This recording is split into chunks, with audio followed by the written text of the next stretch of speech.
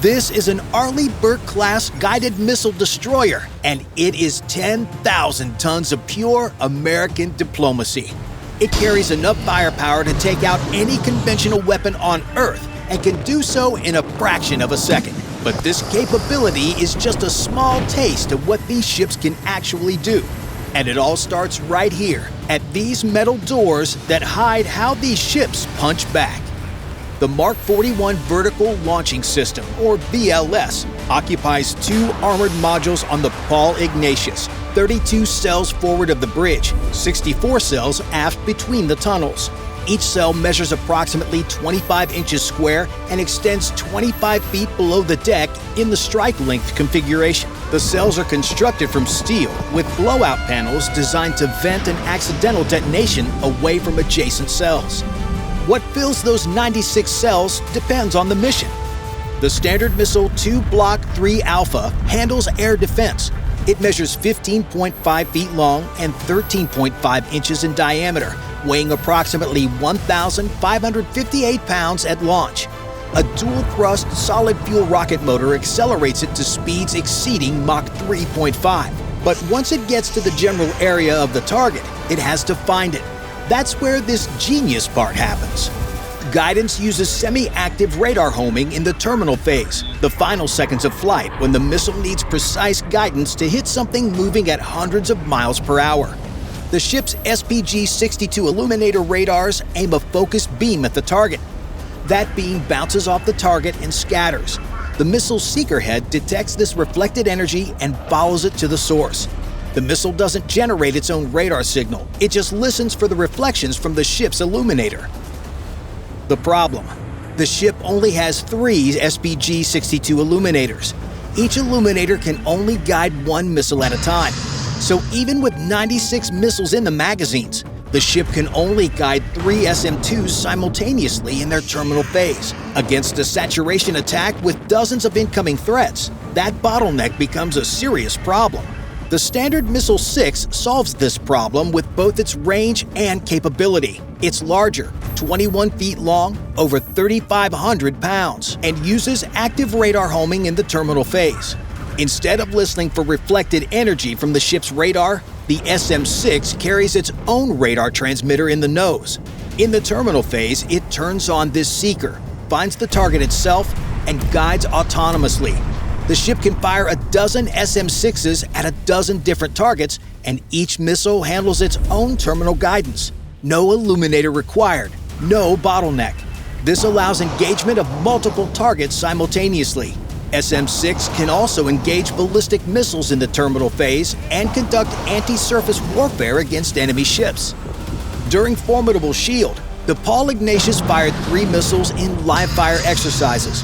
All 3 connected with their targets, and each of those shots was directed from this room. The Combat Information Center, in short CIC, or simply Combat as it's known by the sailors, is the technological brains behind how the U.S. can defeat any conventional missile known today. No windows, no natural light. The only illumination comes from console displays and overhead fixtures dimmed to preserve night vision, so they can more easily see all the snacks they're eating on watch. If you look at the forward bulkhead, you'll see 4 large screen displays showing the tactical picture, a digital representation of every contact the ship's sensors have detected. Blue icons represent friendly forces. Red icons represent hostile tracks. Yellow icons represent unknowns, contacts that haven't been classified yet. The display updates multiple times per second, fed by the system that defines this entire class of warship. The Aegis combat system is the brain that makes everything work.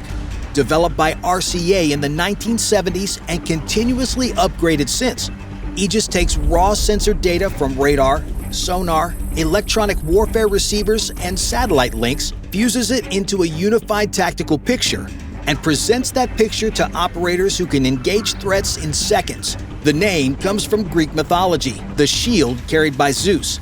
The comparison isn't subtle. The current version aboard the Paul Ignatius is baseline 9 Charlie 2, and it's a total game changer compared to prior versions of Aegis. Earlier Aegis ships had to choose Either defend against aircraft and cruise missiles or defend against ballistic missiles. You picked a mode and stayed in it. Baseline 9 Charlie 2 does both at the same time. The same radar tracks a ballistic warhead re-entering from space while simultaneously monitoring cruise missiles skimming the waves. The same computers calculate intercept solutions for both. One ship protecting against threats that used to require multiple ships. But Aegis is only as good as the sensors feeding it, and the sensor that matters most sits on the superstructure above the CIC. The AN Spy 1D radar defines the Arleigh Burke-class. 4 fixed antenna arrays mounted on the ship's deckhouse in a pyramid arrangement, 2 forward, 2 aft, providing 360-degree coverage without mechanical rotation. Each array measures approximately 12.8 feet across and weighs roughly 6 tons. Each spy face contains 4,352 individual phase shifter elements arranged in an octagonal pattern. Behind these elements sit transmit-receive modules that generate and receive radar energy. Traditional rotating radars point their beam by physically moving the antenna. Spy steers electronically by adjusting the timing, the phase of signals across those 4,552 elements. Shift the phase relationships by microseconds and the beam moves instantaneously. No motors, no gears, no mechanical limits. The radar can jump from one bearing to another faster than any rotating antenna could physically turn. The result is a radar that can track over 100 targets simultaneously while conducting multiple search functions. Traditional radars had to choose between searching for new contacts and tracking existing ones. Spy does both, constantly, across the entire sky. And it is this capability that separates it from every other naval radar on the planet. Peak power output exceeds 6 megawatts, enough to illuminate targets at ranges beyond 200 nautical miles under ideal conditions. Against sea-skimming missiles at low altitude, detection range drops significantly due to radar horizon limitations, but the system can still acquire incoming threats with enough time for engagement. During Operation Formidable Shield, major NATO training exercise, the Paul Ignatius tracks simulated ballistic missiles at the edge of space while simultaneously monitoring cruise missile profiles skimming the wavetops. The radar saw both, classified both, and developed firing solutions for both, all within seconds. But all of this, the radar tracking targets at the edge of space, the missiles accelerating at 50 Gs, the computers processing threats faster than humans can think, runs on electricity. And electricity comes from engines, 4 of them, buried 2 decks below the waterline, generating enough power to light a small city. The problem is keeping them running in an environment that actively wants to destroy them. There are 2 main engine rooms on board that each sit amidships, buried deep in the hull below the waterline, with Main 1 slightly forward of Main 2 to prevent catastrophic loss from a single bomb or torpedo hit. Each compartment spans nearly 60 feet of the ship's length and extends from the keel to the second deck, roughly 25 feet of vertical space packed with machinery. Ambient temperature during operation hovers around 110 degrees Fahrenheit. Noise levels require hearing protection. The deck plates vibrate constantly. The Paul Ignatius runs on 4 General Electric LM2500 gas turbines, 2 per main engine room. And they're the same engine family that powers commercial aircraft, adapted for marine use. Each LM2500 measures approximately 22 feet long and weighs 10,500 pounds. The engine core derives from the CF6 turbofan used in Boeing 747s and DC-10s, modified with a marine module that converts exhaust energy into shaft horsepower instead of thrust. Each turbine generates 26,250 horsepower at maximum continuous rating. Combined output from all 4 engines, 105,000 horsepower. And this is what makes these massive warships capable of 30-plus knots. And how they work is what makes the Arleigh Burke-class destroyers the Lamborghinis of naval combat. Air enters through the intake plenum, a filtered duct system above the superstructure designed to remove salt particles before they reach the compressor. Salt contamination destroys turbine blades that can ultimately take out an engine if left unchecked, so filtration is critical. The filtered air flows into a 16-stage axial compressor. Axial means the air flows parallel to the central shaft, straight through the engine from front to back, rather than being flung outward like a centrifugal compressor. Think of it like a series of fans stacked in a row, each one squeezing the air a little more before passing it to the next. 16 stages of titanium and steel blades progressively compress the air to roughly 30 times atmospheric pressure. The gearbox reduces turbine RPM, roughly 3,600 revolutions per minute, down to approximately 170 RPM at the propeller shaft. This speed reduction multiplies torque while converting high-speed rotation into the slower, more powerful rotation the propellers need. Each of the two propeller shafts connects to a 5-bladed propeller made from nickel-aluminum bronze, a corrosion-resistant alloy that can survive decades in salt water. The propellers measure approximately 17 feet in diameter. But here's what makes them special: controllable, reversible pitch. Think of propeller blades like your hand cutting through the water. Angle your palm one way and you push water backward and move forward.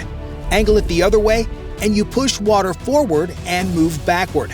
The angle of the blade relative to the water is called pitch, just like the pitch of a screw thread or an airplane propeller. On most ships, propeller blades are fixed at a single angle. They can only push water one direction. To reverse, you have to stop the shaft, reverse the engine, and spin the propeller backward. That takes time, sometimes a minute or more. In an emergency or in combat, a minute could mean you lose the ship. On the Paul Ignatius, hydraulic actuators inside the propeller hub can rotate each blade on its axis while the shaft keeps spinning in the same direction. Change the blade angle from positive pitch to negative pitch, and you change whether the ship accelerates forward, slows down, or reverses without ever stopping or reversing the engines. Full ahead to full astern in seconds, not minutes. That responsiveness has saved multiple ships from collisions and groundings since the technology was introduced. The result? The Paul Ignatius can accelerate from dead stop to 30 knots, roughly 35 miles per hour, in under 2 minutes. She can reverse thrust and stop from flank speed in about 3 ship lengths. But 4 turbines running continuously would drain the fuel tanks in days. Standard cruising uses 2 engines, 1 per shaft, producing enough power for 20 knots while burning roughly 1,000 gallons of fuel per hour. At that rate, the ship's 150,000-gallon fuel capacity provides roughly 4,500 nautical miles of range before requiring replenishment. Sprint to 30 knots using all 4 turbines and fuel consumption quadruples. The math forces tactical choices. Speed costs range, and range determines how long the ship can stay on station. The engineers who run these systems stand 4-hour watches, with 6 hours off around the clock.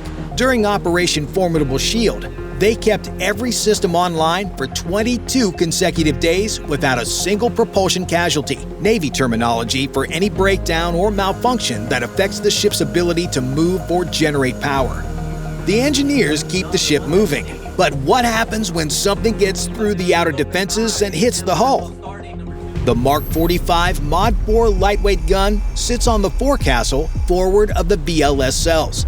The turret measures approximately 18 feet wide and extends 8 feet above the deck. Total system weight, including the below-deck ammunition handling room, exceeds 50,000 pounds. This is the 5-inch 62 caliber naval gun, longest barreled 5-inch weapon the U.S. Navy has fielded. The 62 caliber means the barrel is 62 times the bore diameter, nearly 26 feet of rifled steel. The gun fires a variety of ammunition types. High explosive rounds weigh approximately 70 pounds and can reach targets at ranges up to 13 nautical miles. Extended range guided munitions using GPS guidance can reach 60 nautical miles with accuracy measured in meters. Rate of fire reaches 20 rounds per minute in automatic mode. For close-in defense against missiles that penetrate the outer engagement zones, the ship mounts 2 Phalanx Block 1B systems known as the Close-In Weapon System, or CWIS. CWIS sits on a pedestal mount containing the entire engagement system: search radar, track radar, gun, and ammunition drum. The Block 1B variant adds a forward-looking infrared sensor for engaging surface targets and slow-moving aircraft that might not generate strong radar returns. The gun is a 20mm M61A1 Vulcan Gatling cannon with 6 rotating barrels. Rate of fire is selectable, either 3,000 or 4,500 rounds per minute. The ammunition drum carries 1,550 rounds of tungsten penetrator ammunition. Tungsten is one of the densest metals on Earth, about 70% denser than lead. A tungsten penetrator carries more momentum than a steel or lead projectile of the same size, which means it hits harder and penetrates deeper. Effective range against incoming missiles is approximately 1,500 meters, less than a mile. CWIS operates autonomously. The system detects, tracks, and engages without human input, though operators can override in manual mode. When a missile penetrates all other defenses, CWIS is the final layer, a last-ditch system designed to shred incoming threats with a wall of tungsten. But the best defense is a ship that can absorb damage and keep fighting. The Arleigh Burke-class was designed with survivability as a priority. The hull is divided into hundreds of watertight compartments by transverse bulkheads and longitudinal frames. Together, these structural members create a grid of sealed compartments. Flooding in one compartment can be isolated from adjacent spaces by closing watertight doors and hatches. The ship can lose several compartments to flooding and still stay afloat. Kevlar armor protects critical spaces: the CIC, the engineering control room, the magazines. The armor won't stop a direct hit from a large warhead, but it provides fragmentation protection and reduces damage from near misses. The ship's damage control organization trains constantly. During Operation Formidable Shield, the Paul Ignatius conducted 47 damage control drills. Fires, floods, mass casualty events. Every drill reinforced the same principle: whoever is closest responds first. At 14:30 hours one afternoon, the general announcing system crackled. Fire, fire, fire. Class Bravo, fire in the helo hangar. This wasn't an emergency, it was training. The flight deck firefighting team assembled in under 90 seconds. Proximity suits, breathing apparatuses, and foam lines for the aviation fuel that water would only spread. 45 seconds to suppress. Then they lit it again. And again. 3 evolutions before the drill secured. Fire at sea is uniquely dangerous because there's nowhere to evacuate. A building fire, you exit. A ship fire, you fight. Or you sink. Every sailor aboard qualifies in basic damage control regardless of their actual job. But none of these systems work without the 323 sailors who live inside this steel hull for months at a time, maintaining systems that don't tolerate neglect, standing watches that never end, and somehow staying sane 5,000 miles from home. Berthing compartments line the lower decks, stacked 3 high bunks separated by narrow aisles. Each rack measures 76 inches long by 30 inches wide by 24 inches of vertical clearance. Enough to sleep in, not much else. A curtain provides privacy. A small reading light clips to the frame. Personal storage consists of a coffin-sized locker beneath the bottom rack. The crew of the Paul Ignatius came from 43 different states. Ages ranged from 18 to 52. Some had never seen the ocean before boot camp. Enlisted sailors live in these berthing compartments, roughly 20 to 60 sailors per space depending on the compartment. Officers have slightly more privacy, 2 to 4 per stateroom. The commanding officer gets the only single cabin aboard, and even that measures barely 150 square feet. The ship runs on a watch rotation that never stops. Condition 3, the peacetime steaming watch, divides the crew into 3 sections. 4 hours on watch, 8 hours off. Except those 8 hours include maintenance, training, drills, meals, and whatever sleep you can fit in. Most sailors average 5 to 6 hours of sleep per night during deployment. Meals run 3 times daily in the enlisted mess, a compartment roughly 40 feet by 25 feet with seating for approximately 80. Feeding 280 enlisted sailors in a space designed for 80 means staggered meal times, 2 hours each meal, lines stretching down the passageway. The galley operates around the clock. Culinary specialists prepare roughly 1,000 meals daily. Food storage includes dry provisions, refrigerated stores, and frozen goods. Fresh fruits and vegetables run out first, usually within 2 weeks of leaving port. After that, it's canned and frozen until the next replenishment. Fresh water is produced on board. 2 reverse osmosis desalination units convert seawater into potable water at a rate of roughly 12,000 gallons daily. Divide that by 323 sailors plus machinery requirements, and water hours, restricted shower times, become routine during extended operations. By the time the Paul Ignatius returned to Naval Station Rota, Spain, the crew had steamed over 47,000 nautical miles, nearly twice around the Earth. Inside the hull, the machinery stayed warm. The mission never really stops. Bye for now.